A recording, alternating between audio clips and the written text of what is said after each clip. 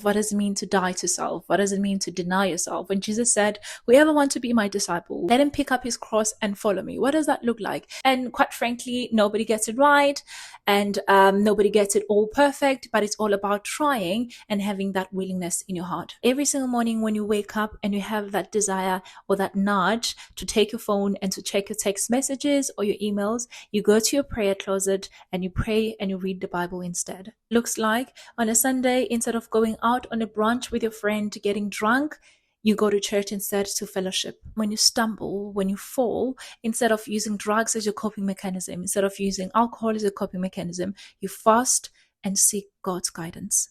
When you look at the person and you look at them with lustful eyes and you have a desire to sleep with them, you go to your prayer closet, you repent, you ask forgiveness from the Lord, and you ask him to purify, cleanse, and sanctify your mind. When you see what another person has and you envy that and you wish that you had the same thing for yourself, you go to your prayer closet, you repent, you ask for forgiveness, you ask God to cleanse your heart out of greed, out of covetousness, and you ask him to purify your heart. Ask him to fill your heart with contentment, peace, joy, and gratitude for the things that you have.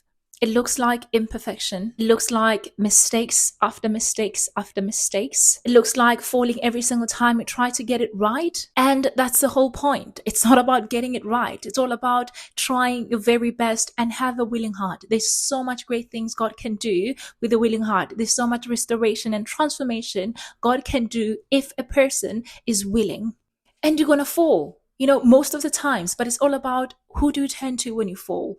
What is your coping mechanism when you fall? Where do you find your comfort when you fall? Do you get up, repent, ask for forgiveness from God, and allow him to dust you off and get you moving?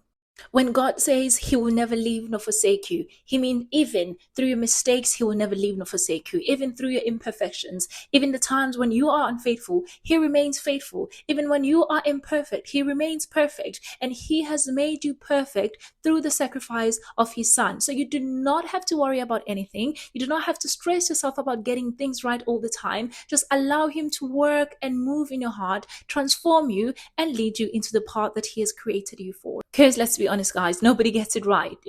We all are out here trying our very best, to live life in the best way we possibly can. But we know that with God by our side, nothing is impossible. Challenges may come, hardships may come, we may fall, but we get right back up, still leading and going into the path that God has called us for.